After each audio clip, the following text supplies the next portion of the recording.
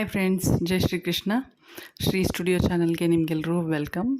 ಇವತ್ತು ನಾವು ಬೇಸಿಗೆ ಬಿಸಿಲಿಗೆ ಏನು ತಲೆನೋವು ಬರುತ್ತಲ್ವ, ಅದಕ್ಕೆ ಯಾವ ಮನೆಮದ್ದು, ಯಾವ ಹೋಮ್ ರೆಮಿಡಿ ಮಾಡೋದು ಅಂತ ನೋಡೋಣ.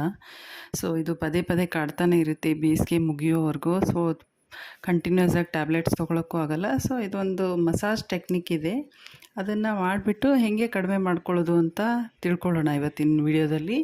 ಸೊ ಅದಕ್ಕೂ ಮೊದಲು ಯಾರ್ಯಾರು ನೋಡ್ತಾ ಇದ್ದೀರಾ ವಿಡಿಯೋನ, ನನ್ನ ಚಾನಲ್ನ ಸಬ್ಸ್ಕ್ರೈಬ್ ಮಾಡ್ಕೊಳ್ಳಿ. ಸೊ ನನಗೂ ಮೋಟಿವೇಶನ್ ಸಿಗುತ್ತೆ ಈ ಥರದ್ದು ವೀಡಿಯೋಸ್ ಮಾಡೋಕ್ಕೆ. ಸರಿ, ಇದು ಯಾವ ಟೆಕ್ನಿಕ್ ಅಂತೀರಾ? ಇದನ್ನು ಏನು ಮಾಡಬೇಕು ಅಂದರೆ, ನಿಮ್ಮ ತಲೆನೋವು ತುಂಬ ಬರ್ತಾ ಇರುತ್ತಲ್ವ, ಆ ಟೈಮಲ್ಲಿ ಕೊಬ್ಬರಿ ಎಣ್ಣೆ ತೊಗೊಳ್ಳಿ ಒಂದು ಬಟ್ಲಲ್ಲಿ. ಅದಕ್ಕೆ ಸ್ವಲ್ಪ ಆಲ್ಮಂಡ್ ಆಯಿಲ್, ಬಾದಾಮಿ ಎಣ್ಣೆ ಹಾಕಿ ಎರಡು ಮಿಕ್ಸ್ ಮಾಡಿಬಿಟ್ಟು ಏನು ಮಾಡಬೇಕು ಅಂದರೆ, ಈ ಕತ್ತಿನ ಹಿಂಭಾಗದಲ್ಲಿ, ನಮ್ಮ ಕತ್ತಿನೇನು ಹಿಂಭಾಗ ಇರುತ್ತಲ್ವ, ಬೆನ್ನಿನ ಸೈಡ್, ಬ್ಯಾಕ್ ಸೈಡು, ಅಲ್ಲಿ ಇದು ಕೊಬ್ಬರಿ ಎಣ್ಣೆನ ಹಚ್ಕೊಳ್ಳಿ. ಸ್ವಲ್ಪ ಜಾಸ್ತಿನೇ ಹಚ್ಬೇಕಿಲ್ಲಿ ಕತ್ತಿನ ಹಿಂಭಾಗದಲ್ಲಿ. ಹಚ್ಬಿಟ್ಟು ಸ್ವಲ್ಪ 1 ನಿಮಿಷ ಮಸಾಜ್ ಮಾಡಿ, ಜಂಟಲಾಗೆ ಮಾಡಿ, ತುಂಬ ಏನು ರಫಾಗೇನು ಮಸಾಜ್ ಮಾಡೋದು ಬೇಡ, ಮೆತ್ತಗೆ ಹಾಗೆ ಮಸಾಜ್ ಮಾಡಿ ಈ ಕತ್ತಿನ ಹಿಂಭಾಗದಲ್ಲಿ. ಇದು ಫಸ್ಟ್ ಪಾಯಿಂಟ್, ಇದು ಫಸ್ಟ್ ಅಕ್ಯುಪಂಚರ್ ಪಾಯಿಂಟ್ ಅಂತಲೇ ಹೇಳ್ಬೋದು. ಇದು ಇಲ್ಲೆಲ್ಲ ನರ್ವ್ ಸಿಸ್ಟಮು, ಬ್ಲಡ್ ಸರ್ಕ್ಯುಲೇಷನ್ ಸರಿಗಾಗಿ ನಿಮ್ಗೆ ತಲೆನೋವು ಕಡಿಮೆ ಆಗೋಕ್ಕೆ ಹೆಲ್ಪ್ ಮಾಡುತ್ತಿದ್ದು. ಸೊ ಇದು ಫಸ್ಟ್ ಪಾಯಿಂಟು. ಸೆಕೆಂಡ್ ಪಾಯಿಂಟ್ ಎಲ್ಲಿ ಅಂದರೆ, ಕಿವಿಯ ಹಿಂದೆ, 2 ಕಿವಿ ಇರುತ್ತಲ್ವ, ಕಿವಿಯ ಹಿಂದೆ ಇದೇ ಎಣ್ಣೆನ ಹಚ್ಚಬೇಕು. ಅಲ್ಲಿ ಸ್ವಲ್ಪ ಕಡಿಮೆ ಹಚ್ಚಿ, ಅಷ್ಟೊಂದೇನು ಬೇಕಾಗಲ್ಲ. ಕಿವಿಯ ಹಿಂದೆ ಇದು ಸೆಕೆಂಡ್ ಪಾಯಿಂಟು.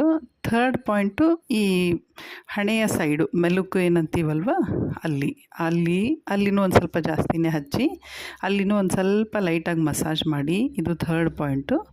ಇನ್ನು ಫೋರ್ತ್ ಪಾಯಿಂಟ್ ಬಂದುಬಿಟ್ಟು ಅಂಗಾಲಿಗೆ ಜಾಸ್ತಿ ಹಚ್ಕೊಳ್ಳಿ ಕೊಬ್ಬರಿ ಎಣ್ಣೆನ. ಇದು ಮಿಕ್ಸರ್ ಎಣ್ಣೆ ಹಚ್ಕೊಂಡು ಅಂಗಾಲಿಗೆ ಮಸಾಜ್ ಮಾಡ್ಕೊಳ್ಳಿ. ಸೊ ಈ 4 ಪಾಯಿಂಟಲ್ಲಿ ನೀವು ಇದಿಷ್ಟು ಕೊಬ್ಬರಿ ಎಣ್ಣೆನ ಹಚ್ಕೊಂಡು ಮಸಾಜ್ ಮಾಡಿಕೊಂಡು ಅದಾದಮೇಲೆ, ಮಸಾಜ್ ಆದಮೇಲೆ 1 ಚಂಬು ಫುಲ್ ನೀರು ಕುಡೀರಿ. ಆವಾಗಲೇ ಮಸಾಜ್ ಆದ ತಕ್ಷಣವೇ 1 ಚಂಬು ಫುಲ್ ಕೂತ್ಕೊಂಡು ಕುಡೀರಿ ನೀರನ್ನ. ನಿಂತ್ಕೊಂಡು ಕುಡಿಬಾರ್ದು, ಯೂಶ್ವಲಿ ಮಂಡಿ ನೋವು ಬರುತ್ತೆ. ಸೊ ಕೂತ್ಕೊಂಡು 1 ಚಂಬು ಫುಲ್ ನೀರು ಖಾಲಿ ಮಾಡಿಬಿಡಿ ಕುಡಿದ್ಬಿಟ್ಟು. ಸೊ ಇದನ್ನು ಹಚ್ಕೊಂಡ್ಬಿಟ್ಟು ಹಂಗೆ ಸುಮ್ಮನೆ ಒಂದು ಕಡೆ ಕೂತ್ಕೊಂಡಿರಿ, ಅಂದರೆ ಮಲಗಿದ್ರೆ ಇದೆಲ್ಲ ಎಣ್ಣೆ ಹೋಗಿಬಿಡುತ್ತೆ. ಸೊ ಒಂದು ಕಡೆ ಕೂತ್ಕೊಳ್ಳಿ. ಆಮೇಲೆ ಇದು ಕತ್ತಿನ ಹಿಂದೆ, ಆಮೇಲೆ ಅಂಗಾಲಿಗೆ ಜಾಸ್ತಿ ಹಚ್ಕೊಳ್ಳಿ. 2 ಪಾಯಿಂಟಲ್ಲಿ ಅಷ್ಟೊಂದು ಏನು ಬೇಕಾಗಲ್ಲ. ಇದು ಹಚ್ಕೊಂಡಾಗ ನಿಮಗೆ ತಲೆ ಏನು ಬಿಸಿ ಥರ ಅನ್ನಿಸ್ತಾ ಇರುತ್ತಲ್ವ, ಆವಾಗಲೇ ನಿಮಗೆ ಎಫೆಕ್ಟಿವ್ ಆಗಿ 5 ನಿಮಿಷದಲ್ಲೇ ಗೊತ್ತಾಗುತ್ತೆ ಈ ರಿಸಲ್ಟು. ಅದು ಬಿಸಿ ಏನು ಅನ್ನಿಸ್ತಿರುತ್ತಲ್ವ ತಲೆಯಿಂದ, ನಿಮಗೆ ಅದು ಹೋಗಿಬಿಡುತ್ತೆ, 5 ನಿಮಿಷದಲ್ಲೇ ಹೋಗಿಬಿಡುತ್ತೆ. ನಿಮಗೆ ಜಾಸ್ತಿ ಟೈಮು ತೊಗೊಳ್ಳಲ್ಲ. ಈ ಕತ್ತಿನ ಹಿಂದೆ ಏನು ಹಚ್ತಿರಲ್ವ ಬ್ಯಾಕ್ ಸೈಡು, ಭಾರಿ ಎಫೆಕ್ಟಿವ್ ಪಾಯಿಂಟ್ ಅದು.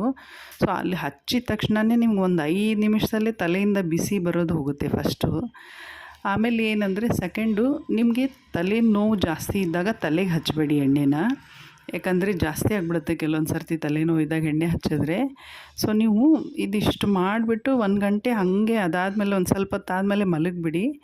ಮಲಗಿದ್ಮೇಲೆ ನೀವು ತಲೆನೋವು ಕಂಟ್ರೋಲಿಗೆ ಬಂದುಬಿಟ್ಟಿರುತ್ತೆ ಅಷ್ಟರಲ್ಲೇ. ಆಮೇಲೆ ಸ್ವಲ್ಪ ಕಡಿಮೆ ಆದಮೇಲೆ ತಲೆಗೆ ಎಣ್ಣೆ ಹಚ್ಚಿ, ಅಲ್ಲಿವರೆಗೂ ತಲೆಗೆ ಎಣ್ಣೆ ಹಚ್ಚಬೇಡಿ.